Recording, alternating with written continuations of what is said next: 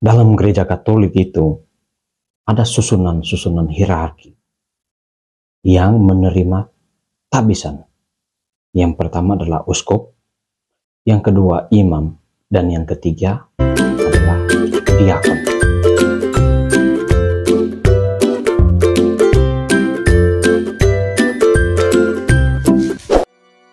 Salam jumpa para saudara, teman-teman yang sempat untuk membuka channel yang sederhana ini. Terima kasih sudah sempat mampir di channel ini. Pada kesempatan ini saya akan membantu untuk menjelaskan tugas dari seorang diakon. Kebetulan saya sendiri adalah seorang diakon yang bertugas di Denpasar, di Karangasem. Jadi saya ingin mencoba untuk menjelaskan bagaimana sih tugas-tugasnya seorang diakon. Karena seringkali orang merasa bingung antara prodiakon dan diakon. Nah, pada kesempatan kali ini saya akan membahas lebih dalam tentang tugas-tugas seorang diakon dalam perayaan Ekaristi secara khusus. Oke, teman-teman, mari kita ikuti penjelasan sederhana saya yang saya rangkum dari buku Pedoman Missale Romawi terbaru ini, yang diterbitkan oleh Komisi Liturgi dari KWI.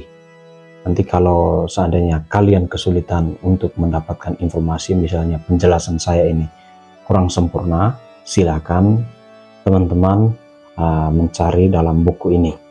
Itu di sana jelas termuat dalam halaman 83 sampai halaman 87. Oke teman-teman, mari kita ikuti penjelasan singkat dari tugas-tugas. Bagaimana sih tugas-tugas seorang diakon itu dalam gereja Katolik?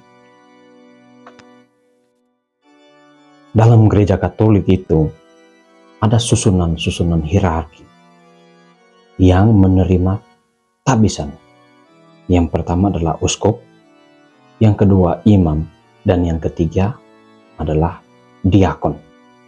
Pada kesempatan ini saya ingin berbagi bagaimana sih tugas-tugas seorang diakon dalam perayaan Ekaristi.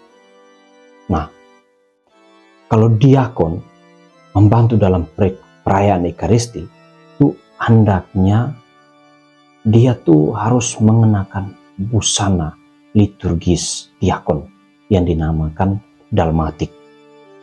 Dan dia harus melaksanakan tugas-tugasnya sebagai berikut. Yang pertama kita lihat, dia membantu mendampingi imam di atas altar. Yang kedua, selain membantu di atas altar, dia melayani piala atau membuka misale atau TPE. Dan yang ketiga, dia membacakan atau memaklumkan Injil dengan arahan dari imam yang merayakan Ekaristi, serta dia menyampaikan homili. Dan yang keempat, seorang diakon itu membantu imam untuk membagikan tubuh dan darah Kristus dan membersihkan atau serta merapikan kembali bejana-bejana kudus. Lalu yang kelima, dia mengambil alih tugas pelayan-pelayan lain, misalkan mereka tidak sempat hadir dalam perayaan Ekaristi. Nah, saudara-saudara, ini hanya sekedar menjabar saja. Lalu sekarang kita coba masuk untuk melihat secara lebih terperinci tugas dari seorang diakon itu dalam perayaan Ekaristi, mulai dari ritus pembuka sampai dengan ritus penutup. Oke, yang pertama kita lihat, ritus pembuka. Mulai dari perarakan masuk. Tugas diakon itu adalah membawakan kitab Injil yang disebut dengan evangeliarium yang sedikit diangkat ke atas, diakon berjalan di depan imam atau di samping seorang imam yang akan merayakan Ekaristi tersebut. Lalu setibanya di altar, kalau membawa kitab Injil, diakon tidak ikut memberikan penghormatan, tetapi langsung ke altar untuk menempatkan Injil tersebut di atas altar. Baru setelah itu, bersama dengan imam, ia mencium altar. Akan tetapi, kalau tidak membawa Injil, diakon membungkuk khidmat ke arah altar bersama imam dan bersama dia pula mencium altar. Bila dalam perayaan Ekaristi dipakai dupa, maka diakon membantu imam mengisi pendupaan dan mendampinginya mendupai salib serta altar. Setelah itu, bersama dengan imam, diakon menuju ke tempat duduk. Dia duduk di samping imam dan membantu dia kalau diperlukan. Ini yang perlu diingat. Ini dari ritus pembuka. Lalu liturgi sabda. Kita masuk yang kedua, itu tadi ritus pembuka, sekarang ritus sabda atau liturgi sabda. Nah, kalau dalam perayaan Ekaristi dipakai dupa, waktu bait pengantar Injil dilakukan, diakon membantu imam mengisi pendupaan. Kemudian ia membungkuk khidmat di depan imam dan menerima berkat dengan berkata, "Bapa, saya mohon berkat." Imam memberkatinya sambil berkata, "Semoga Tuhan menyertai saudara diakon," dan membuat tanda salib. Dan diakon menjawab, "Amin."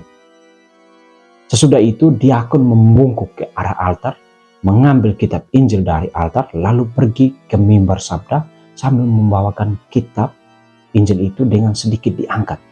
Lalu putra-putri altar membawa pendupaan serta lilin dan berjalan menuju ke mimbar sabda. Diakon sesampainya di mimbar sabda, sambil membuka tangan dengan cara seperti ini, dia memberi salam kepada umat dengan berkata, "Tuhan bersamamu." Kemudian umat menjawab, "Dan bersama rohmu."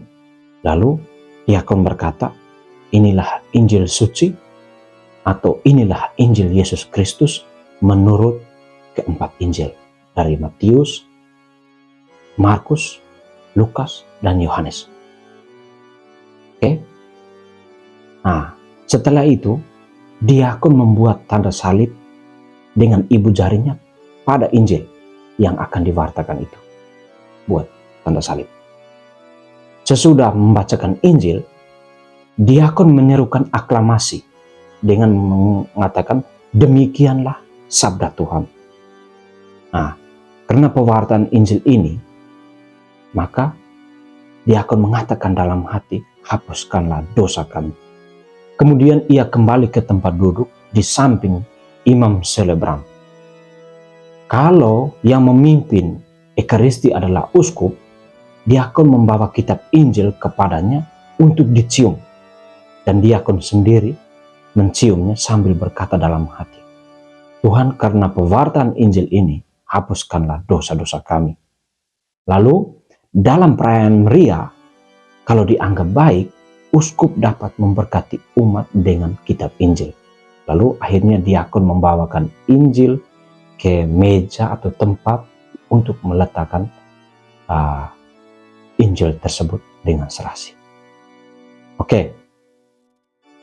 Lalu kalau misalnya dalam sebuah perayaan Ekaristi lekturnya tidak terampil atau tidak hadir, diakon juga dapat membawakan bacaan-bacaan lain sebelum membacakan Injil tersebut. Nah, sesudah doa umat dibuka oleh imam, diakon juga dapat membawakan doa-doa wujud itu dari mimbar sesuai dengan ketentuan yang berlaku. Oke, ini liturgi sabda. Sekarang kita masuk ke liturgi Ekaristi. Pada bagian yang ketiga ini adalah liturgi Ekaristi. Sesudah doa umat selesai, waktu persiapan persembahan, imam tetap duduk di kursinya. Nah, diakon menyiapkan altar dibantu oleh akolit. Tetapi pengaturan bejana-bejana kudus itu dilaksanakan oleh diakon sendiri. Waktu imam menerima bahan persembahan dari umat, diakon juga dianjurkan atau diwajibkan untuk membantu imam itu untuk meletakkan persembahan-persembahan yang diterima dari umat. Lalu kemudian ia menyerahkan kepada imam patena dengan roti yang akan dikonsekrasikan tersebut. Sesudah itu diakon menuangkan anggur dan sedikit air ke dalam piala sambil berkata dalam hati, sebagaimana yang dilambangkan seperti yang sudah diterangkan dalam TPE yang terbaru. Lalu ia menyerahkan piala tersebut yang berisikan berisikan anggur yang dicampurkan dengan air sedikit kepada imam. Oke. Nah, bila dipakai dupa dalam perayaan Ekaristi tersebut, diakon mendampingi imam waktu pendupaan bahan-bahan persembahan, salib, dan altar. Kemudian ia atau akolit mendupai imam dan umat. Oke. Nah, sekarang kita lanjut ke doa syukur agung. Selama doa syukur agung, diakon itu berdiri di samping imam, sedikit agak ke belakang dari imam yang memimpin perayaan Ekaristi tersebut. Sehingga kalau perlu, diakon itu dapat membantu melayani piala dan membukakan misale atau TPE, dibuka satu persatu. Oke. Mulai dari epiklesis sampai saat imam memperlihatkan piala kepada umat sesudah konsekrasi, seturut ketentuan, diakon berlutut. Kalau ada beberapa diakon, mungkin ya kita lihat dalam perayaan Ekaristi tertentu, pada saat konsekrasi, salah satu dapat mengisi dupa dan mendupai hosti atau piala pada saat diperlihatkan kepada umat. Itu tugas diakon, dianjurkan. Lalu pada saat doksologi, pada akhir doa syukur agung, diakon berdiri di samping imam. Ia mengangkat piala, sementara imam mengangkat patena dengan hosti, sampai umat selesai melambungkan. Ia mengangkat piala selama imam mengangkat patena dengan hosti. Ini tugas diakon. Sampai umat selesai melambungkan aklamasi. Amin, meriah. Oke. Sesudah salam damai, misalnya diakon mengatakan, semoga damai Tuhan Yesus Kristus selalu beserta kita, yang dijawab umat sekarang dan selama-lamanya. Diakon juga dapat mengajak umat untuk saling memberikan salam damai. Ia menghadap ke arah umat dengan tangan terkatup, dengan berkata, mari kita saling memberikan salam damai. Oke. Diakon menerima salam damai dari imam dan meneruskannya kepada pelayan-pelayan lain yang ada di dekatnya. Ini juga tugas diakon. Sesudah itu, imam menyambut tubuh dan darah Kristus. Diakon menyambut tubuh dan darah Kristus juga di atas tubuh dan darah Kristus juga dari tangan imam sendiri. Setelah itu diakon membantu imam melayani komuni untuk umat. Nah, kalau umat menyambut tubuh dan darah Kristus, maka diakon melayani komuni darah Kristus. Dan begitu komuni selesai, dengan hormat diakon menghabiskan darah Kristus yang tersisa.